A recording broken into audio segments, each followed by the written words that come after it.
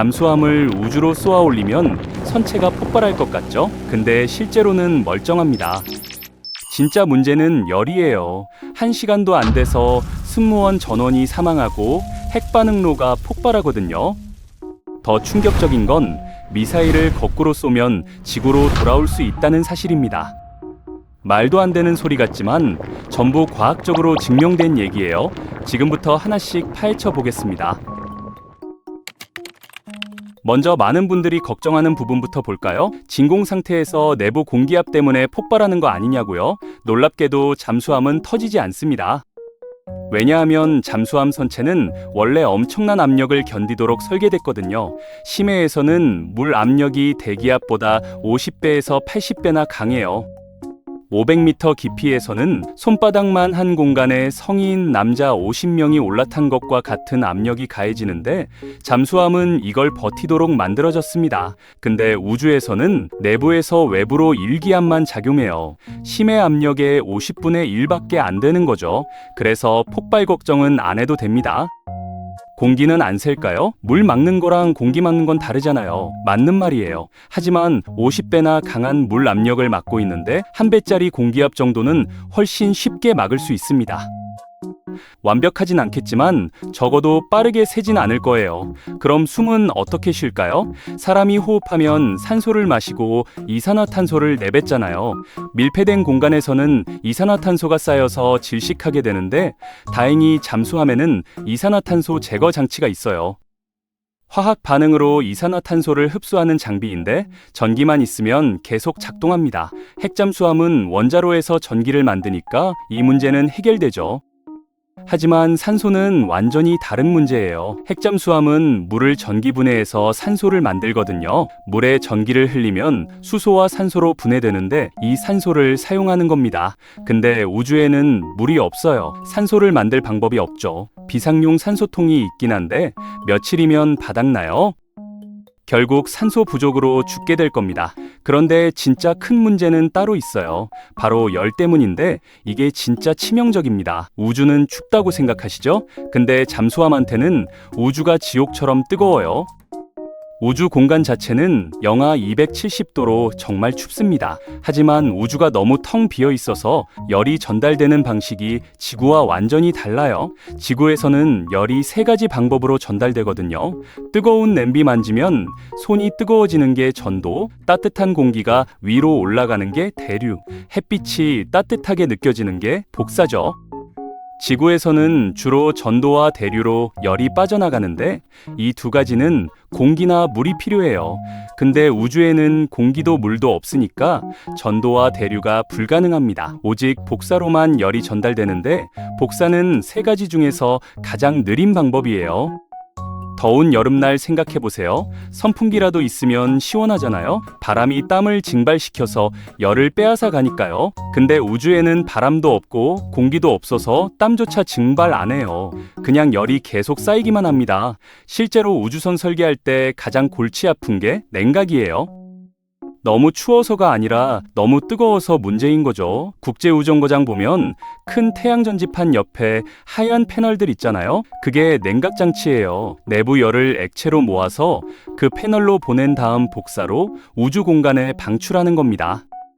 일반 우주선도 냉각이 어려운데 잠수함에는 훨씬 더 강력한 열원이 있어요. 바로 핵반응로죠. 핵잠수함 원자로는 200메가와트 전력을 만들어내는데 일반 가정 전력이 2kW에서 3kW 정도니까 10만 배예요.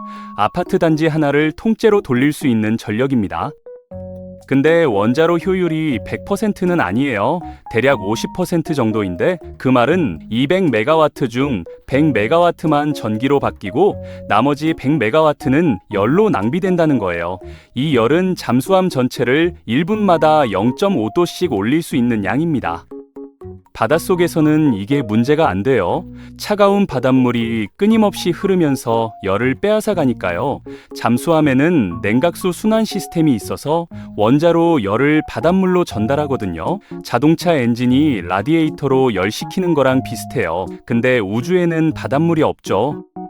냉각수는 계속 뜨거워지기만 하고 식힐 방법이 전혀 없습니다. 그럼 어떻게 될까요? 원자로에서 나오는 열이 계속 쌓이면서 잠수함 내부 온도가 급격히 올라가요. 1분에 0.5도씩 올라간다고 했으니까 1시간이면 30도가 올라가는 거예요. 처음에 20도였다면 1시간 뒤에는 50도가 됩니다. 여름 한낮 차 안이 50도 정도 되는데 거기에 1시간 갇혀 있다고 상상해 보세요. 견딜 수 없을 겁니다. 하지만 실제로는 그보다 더 심각해요. 원자로는 잠수함 전체를 고르게 데우도록 설계된 게 아니거든요. 열이 원자로 주변에 집중적으로 쌓이면서 원자로 자체가 과열됩니다. 원자로가 과열되면 어떻게 될까요? 2011년 후쿠시마 원전 사고 떠올려 보세요. 냉각이 안 되면 원자로가 녹아내리는 멜트다운이 일어나거든요. 방사능이 유출되고 최악의 경우 폭발할 수도 있어요. 정리하면 잠수함이 우주 가면 선체는 안 터지고 공기도 안 새고 이산화탄소 제거도 잘 되는데 열 때문에 1시간도 안 돼서 모두 죽게 됩니다. 그럼 만약 우주에 잠수함이 떠 있다면 어떻게 지구로 돌아올까요? 우주에서 지구로 귀환하려면 속도를 줄여야 해요. 인공위성이 지구 주위를 도는 건 엄청난 속도로 날아가고 있기 때문인데 속도를 줄이면 궤도에서 벗어나 대기권으로 떨어지게 되거든요. 문제는 잠수함에 로켓 엔진이 없다는 겁니다. 우주선은 로켓 엔진을 뒤로 분사해서 속도를 줄이는데 잠수함에는 그런 게 없어요. 아니, 잠깐만요. 사실 잠수함에도 로켓이 있습니다. 바로 탄도 미사일이죠. 핵잠수함은 보통 20개에서 3, 4개 정도의 미사일을 싣고 다니는데 이 미사일들이 로켓 엔진을 갖고 있거든요. 그럼 어떻게 할까요? 미사일을 거꾸로 장착하면 됩니다. 원래 미사일은 앞으로 발사되지만 발사관에 거꾸로 넣어서 뒤로 발사하면 어떻게 될까요? 미사일이 뒤로 날아가면서 잠수함은 반대로 앞으로 밀리게 돼요. 이게 바로 로켓의 기본 원리죠. 작용 반작용 법칙입니다. 현대 핵잠수함의 트라이던트 미사일 한 발이 발사되면 큰 잠수함 속도를 초당 약 4m 정도 바꿀 수 있어요.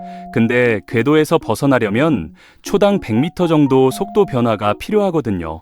계산해보면 미사일 25개 정도면 충분합니다. 오하이오급 잠수함은 트라이던트 미사일을 24개 싣고 다니는데 딱 필요한 만큼이네요. 아슬아슬하지만 이론적으로는 가능한 거죠.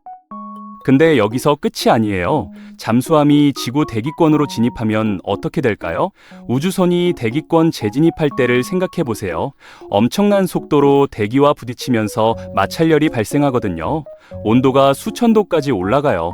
그래서 우주선 바닥에는 열차폐 타일이 붙어 있습니다. 열을 견디면서 동시에 타들어가면서 열을 흡수하는 특수 소재로 만든 타일이죠. 잠수함에는 그런 타일이 없어요. 그냥 금속 선체뿐입니다. 대기권에 진입하면 선체가 녹기 시작할 거예요. 게다가 잠수함은 공기 역학적으로 안정적이지 않아요. 우주선은 앞이 뾰족하고 뒤가 넓어서 안정적으로 낙하하지만 잠수함은 길쭉한 원통 모양이라 공중에서 빙글빙글 돌게 되거든요. 초고속으로 회전하면서 대기와 부딪히면 어떻게 될까요? 당연히 부서지죠. 잠수함은 대기권에서 산산조각 날 겁니다. 파편들이 공중에서 타버리거나 땅으로 떨어지면서 시속 수백 킬로미터로 충돌할 거예요. 여기서 살아남을 확률은 거의 없습니다. 그리고 여기서 정말 중요한 걸 잊으면 안 돼요. 미사일을 거꾸로 발사해서 지구로 돌아오려 한다면 반드시 해야 할 일이 있어요. 바로 미사일의 핵탄두를 제거하는 거죠. 트라이던트 미사일은 핵무기를 탑재한 탄도 미사일입니다. 만약 핵탄두를 제거 안 하고 발사하면 어떻게 될까요? 미사일이 폭발하면서 핵폭발이 일어날 수도 있거든요. 핵폭발이 발생하면 잠수함은 물론이고 지구 궤도 전체가 위험해져요. 우주 공간에서 핵폭발이 일어나면 엄청난 방사선과 전자기파가 퍼져나가는데 이게 주변 인공위성들을 모조리 파괴할 수 있습니다. 실제로 1962년에 미국이 태평양 상공에서 핵실험했을 때 수많은 인공위성이 고장났어요. 지금은 그때보다 훨씬 더 많은 위성들이 떠 있으니까 피해는 상상을 초월할 겁니다. 그러니까 정리하면 잠수함을 우주로 쏘아 올리는 건 정말 끔찍한 아이디어예요. 열 때문에 금방 죽고 지구로 돌아오는 것도 거의 불가능하고 설령 돌아온다 해도 대기권에서 타 죽을 가능성이 높고 핵무기까지 폭발할 위험이 있거든요. 그럼 왜 이런 질문을 하는 걸까요? 사실 이런 극단적인 상황을 상상해 보는 건 과학을 이해하는 데 도움이 됩니다. 잠수함과 우주선의 차이를 생각해 보면 왜 우주선이 그렇게 설계되어 있는지 알 수 있거든요. 우주선에 열차폐 타일이 왜 필요한지, 냉각 시스템이 왜 중요한지, 공기 역학이 왜 필수적인지 이해하게 되는 거죠.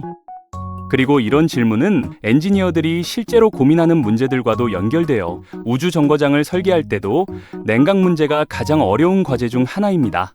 달기지나 화성기지를 만들 때도 마찬가지고요. 낮에는 햇빛 때문에 너무 뜨겁고 밤에는 너무 추워서 온도 관리가 정말 중요하거든요. 또 재미있는 점은 잠수함과 우주선이 의외로 비슷한 점도 많다는 겁니다. 둘 다 밀폐된 공간에서 사람이 살아야 하고 외부 환경이 생존에 적합하지 않고 자체적으로 공기를 관리해야 하고 제한된 자원으로 오랜 시간을 버텨야 하죠. 실제로 잠수함 승무원 훈련과 우주 비행사 훈련에는 비슷한 부분이 많아요. 폐쇄된 공간에서 오래 지내는 심리적 훈련이라든지 비상상황 대처 훈련 같은 것들이요. 그래서 어떤 과학자들은 잠수함 승무원이 우주 비행사가 되기에 좋은 후보라고 말하기도 합니다. 이미 극한 환경에서 일하는 데 익숙하고 팀워크가 중요하다는 걸 알고 제한된 공간에서 긴 시간을 보내는데 적응했으니까요. 하지만 그렇다고 해서 잠수함을 우주선으로 쓸 수 있다는 뜻은 아닙니다. 사람은 훈련으로 적응할 수 있지만 기계는 그렇지 않거든요. 잠수함은 물속에서 작동하도록 만들어졌고 우주선은 우주에서 작동하도록 만들어졌어요. 목적이 다르니까 설계도 완전히 다른 겁니다. 비행기를 물속에서 쓸 수 없고 배를 하늘에서 날릴 수 없는 것과 같죠. 각각의 환경에 맞게 설계된 도구들이 있고 그 도구를 엉뚱한 곳에 쓰려고 하면 당연히 문제가 생깁니다. 결론은 간단해요. 잠수함은 바다에서, 우주선은 우주에서 쓰는 게 맞습니다. 각자의 환경에 최적화된 설계가 있고 그걸 억지로 바꾸려고 하면 오히려 비효율적이 되거든요. 하지만 이런 엉뚱한 질문을 통해 우리는 과학의 원리를 더 잘 이해할 수 있게 되죠. 그게 바로 과학적 사고의 힘입니다.